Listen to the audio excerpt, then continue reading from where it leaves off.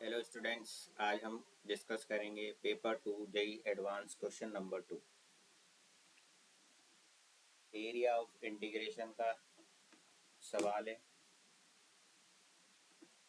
बिल्कुल NCERT based question है। इससे पहले क्वेश्चन 1 जो हमने डिस्कस किया था आईटीएफ का, वो भी एनसीईआरटी बेस्ड क्वेश्चन था। ठीक है, उसका लिंक हमने डिस्क्रिप्शन में दे दिया है। आप प्लेलिस्ट में भी जाकर के सारे वीडियोस देख सकते हैं प्रीवियस ईयर के।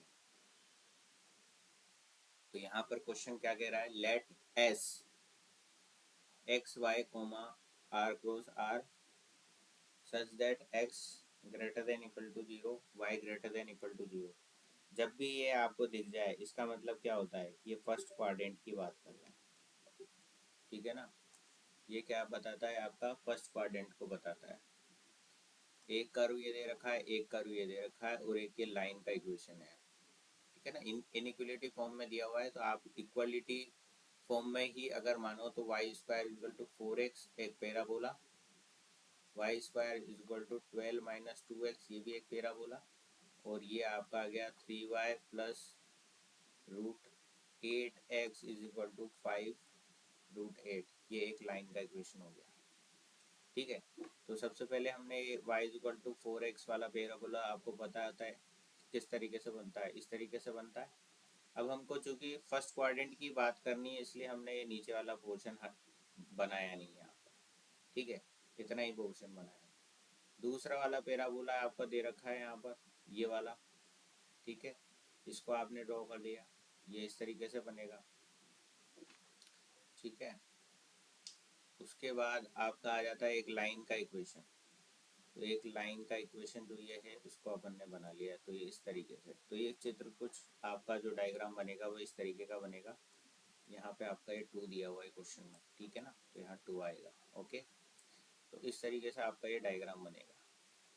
अब इसके कुछ पॉइंट्स जो यहाँ दे रखे हैं वो हम देख लेते हैं कि किस तरीके से आपने निकाले हैं इंटरसेक्शन पॉइंट्स वगैरह, तो वो हम यहाँ निकाल के आपको बता दें। ठीक है, जैसे ये लाइन का एक इक्वेशन दे रखा है, अगर मैं x की वैल्यू यहाँ पर y की वैल्यू अगर मैं इस लाइन की इक्वेशन में 0 पुट करता हूँ, तो root 8x is equal to 5 root 8 आएगा। तो रूट 8 से रूट 8 कैंसिल हो गया, तो आपको क्या मिला, x इज इक्वल टू 5 मिला। यानी कि y इज इक्वल टू 0 पर, है ना, x इज इक्वल टू 5 मिल रहा है। तो ये वाला पॉइंट आपने यहाँ पर बना दिया। ठीक है, इस लाइन से आपने ये वाला पॉइंट यहाँ ड्रॉ कर दिया कि भाई एक पॉइंट ये निकल गया आपका, एक पॉइंट दूसरा ये वाला निकाल लेंगे, दोनों लाइन को मिला देंगे तो एक स्ट्रेट लाइन आपकी बन जाएगी। ठीक है, तो हमने एक पॉइंट ये निकाल लिया 0,5। ठीक है, इस लाइन के लिए। ठीक है, तो सबसे पहले तो ये पॉइंट हमने ग्राफ पे बना दिया। ठीक है, तो ये वाला पॉइंट आ गया आपका, राइट। दूसरा पॉइंट आपका कैसे निकलेगा, x की वैल्यू साहब आप 0 रख दो, तो 3y इज इक्वल टू क्या हो गया, 5 रूट 8 आ जाएगा। तो y इज इक्वल टू क्या आ जाएगा, 5 रूट 8 बाई 3 आ जाएगा। तो ये वाला पॉइंट आपका आ जाएगा। ठीक है ना, जब x की वैल्यू आप 0 रखोगे तो 5 रूट 8 बाई 3 ये वाला पॉइंट आपको मिल जाएगा। अब इन दोनों पॉइंट को मिला देंगे हम, है ना, इस वाले पॉइंट को और इस 0,5 वाले पॉइंट को, तो एक क्या बन जाएगी, एक स्ट्रेट लाइन बन जाएगी। ठीक है, तो सबसे पहला काम तो आप क्या करोगे, ये जो ग्राफ है वो ग्राफ यहाँ पर आप बना लो। y is equal to 4x वाला ग्राफ आपको पता ही है कि ये वाला होता है पैराबोला। ठीक है, ये वाला पैराबोला हमने बना ही लिया, एक लाइन ये ड्रॉ हो गई। उसके बाद ये वाला पैराबोला आपको बनाना, तो इसको आप कैसे लिख सकते हो, y square is equal to -2x plus 12 ऐसे लिख सकते हो। ठीक है, अब इसके अंदर आप वही करो, x की वैल्यू अगर 0 डालते हो आप, x की वैल्यू अगर आपने 0 डाली तो क्या मिलेगा, y square is equal to 12 मिलेगा। यानी कि y is equal to root 12 मिलेगा, और रूट 12 क्या होता है, रूट 4 इंटू 3 होता है। तो ये क्या होगा, 2 रूट 3 मिलेगा। यानी कि 0 पे 2 रूट 3 आपको एक पॉइंट मिल गया। तो ये वाला पॉइंट आ गया आपका 0 पे 2 रूट 3। ठीक है, इसी तरीके से जब आप y की वैल्यू 0 डालोगे तो x की वैल्यू आपको 6 मिल जाएगी। देख लो आप यहाँ पर पुट करके, अगर मैं यहाँ पर y की वैल्यू 0 डाल रहा हूँ, इस कर्व में अगर मैं y की वैल्यू 0 पुट कर रहा हूँ, तो -2x प्लस 12 मिलेगा। तो 2x इज इक्वल टू 12 मिलेगा।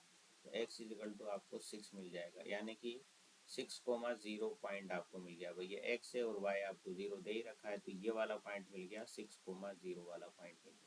ठीक है, तो ये पॉइंट्स निकाल करके हमने ये ग्राफ बनाया है। तो ये ग्राफ कैसे बनाया है वो चीज़ मैं बता रहा हूँ यहाँ पर, ठीक है ना। तो आपके सारे पॉइंट्स निकल गए और उससे ये आपका ग्राफ बन गया फाइनली। ठीक है, साफ साफ मैंने इसको दिखा दिया है यहाँ पर। ठीक है, अब आगे की कहानी हम देखते हैं कि क्या करना है हमको, क्योंकि हमको पूछा है एरिया, तो एरिया शेडेड रीजन हमको निकालना है। तो एक्स एक्सिस और वाई एक्सिस के बीच में जो कॉमन एरिया इनका है वो ये यहाँ शेडेड लाइन से हमने दिखा रखा है। ये एरिया जो है वो कॉमन एरिया है, इसको हमको जो है फाइंड आउट करना है। तो अब इन तीनों का पहले आप इंटरसेक्शन पॉइंट भी निकाल लो। ठीक है, तो हम क्या करेंगे, यहाँ से क्या करते हैं, ये दोनों कर्व आपको दिए हुए हैं, दो कर्व दिए हुए हैं ना यहाँ पर। इन दोनों कर्व की इक्वेशन को अगर हम सॉल्व कर लेते हैं तो ये इनका इंटरसेक्शन पॉइंट भी निकल जाएगा बच्चों। यानी कि वाई स्क्वायर की वैल्यू क्या है, 4x है, तो ये 4x वैल्यू अगर मैं यहाँ डाल दूँ तो 4x is equal to 12 minus 2x आपको मिलेगा, यानी 6x इज इक्वल टू 12। तो x की वैल्यू आपको क्या मिल जाएगी, 2 मिल जाएगी। इसीलिए हमने ये 2 पर ये वाला पॉइंट बनाया। ठीक है, अब x की वैल्यू अगर आपको 2 मिल गई और 2 आप यहाँ रखते हो, क्या 2 वैल्यू यहाँ पर रखते हो, y square is equal to 4x में x की वैल्यू आपने 2 रखी, तो y की वैल्यू मिलेगी आपको √8 यानी कि 2√2। यानी कि ये वाला पॉइंट जो होगा क्या होगा, 2,2√2 वाला पॉइंट होगा। तो यहाँ से यहाँ तक तो ये क्या है, x कोऑर्डिनेट 2 है, और ये वाला पॉइंट आपका क्या आ रहा है, 2√2 आ रहा है, जो कि y कोऑर्डिनेट है। तो इस पॉइंट का कोऑर्डिनेट क्या होगा, 2,2√2 हो गया। ठीक है, तो ये चीज़ हमने कर ली। सबसे पहले क्या क्या कर लिया, इन सारी इक्वेशंस को सॉल्व करा, पॉइंट निकाल करके ये हमने कर्व बनाया है सबसे पहले। तो कि ये ग्राफ कैसे बनाए, क्योंकि एरिया अंडर कर्व के क्वेश्चंस में आपको सबसे पहले डायग्राम ही बनाना होगा। डायग्राम एक बार आपने बना लिया, उसके बाद क्वेश्चन को सॉल्व करना बहुत ही आसान।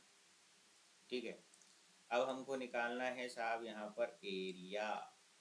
एरिया आपको क्या दे रखा है, A1 प्लस A2, वो वैल्यू दे रखी है आपको एल्फा इंटू √2। ठीक है, और एल्फा की वैल्यू बतानी है। अब एरिया A1 है 0 से लेकर 2 तक। अब 0 से लेकर 2 तक आपकी वैल्यू क्या है इस गिवन फंक्शन की, y की वैल्यू क्या है, √4x, यानी कि 2√x है, तो ये 2√x यहाँ लिख दूंगा dx, प्लस ये वाला एरिया सेकेंड वाला A2 वाला, तो A2 वाला तो ये क्या बन रहा है साहब आपका राइट एंगल ट्राइंगल बन रहा है, तो हाफ हो गया। बेस आपका क्या हो गया, 5 माइनस 2 कितना हो जाएगा, 3। और हाइट यहाँ से आपकी कितनी है, 2√2, तो ये 2√2 इससे मल्टीप्लाई हो गया, 2 से 2 कैंसिल, तो ये तो हो गया 3√2। ठीक है, एल्फा √2 ये इधर है ही सही, और इसका इंटीग्रेशन हम सॉल्व कर लेंगे, तो ये है x की power half plus 1 upon half plus 1, यह आ जाएगा इंटीग्रेशन, और लिमिट आ जाएगी 0 से 2 तक की। ठीक है, तो बस अब आपको इसको सोल्व करना है। एल्फा √2 यहाँ पर मल्टीप्लाई में है ही सही आपका आगे, ये हो गया x की पावर 3/2 अपॉन 3/2, और ये हो गई आपकी 0 से 2 तक लिमिट, और आगे है आपका 3√2। ठीक है साहब, तो एल्फा √2, और ये हो जाएगा आपका 4/3, तो बाहर, और 2 आप यहाँ रखोगे तो 2 की पावर 3/2 है ना, और एक बार 0 रखोगे तो 0 हो ही जाएगी, तो यही आ जाएगा। Upper limit minus lower limit करेंगे तो ये वैल्यू बनेगी। अब यहाँ पर आप देखो 4/3, ये हो गया 2 इंटू √2, और ये हो गया आपका 3√2, तो √2 तो कॉमन आकर के कैंसिल हो जाएगा। ठीक है, तो यहाँ से आपके पास एल्फा की वैल्यू आई 8/3 प्लस 3, एलसीएम लिया 8 + 9 मिलेगा, तो ये आ जाएगा आपका 17/3। ऑप्शन में है क्या 17/3, बी ऑप्शन आपका जो है करेक्ट होगा इस गिवन क्वेश्चन के लिए। तो इस तरीके से इस क्वेश्चन को आपको सॉल्व करना है। सबसे पहले डायग्राम बनाना है, उसके बाद तो बहुत ही आसान है, बस आपको डायग्राम बनाना आना चाहिए अच्छे से। Like share and subscribe.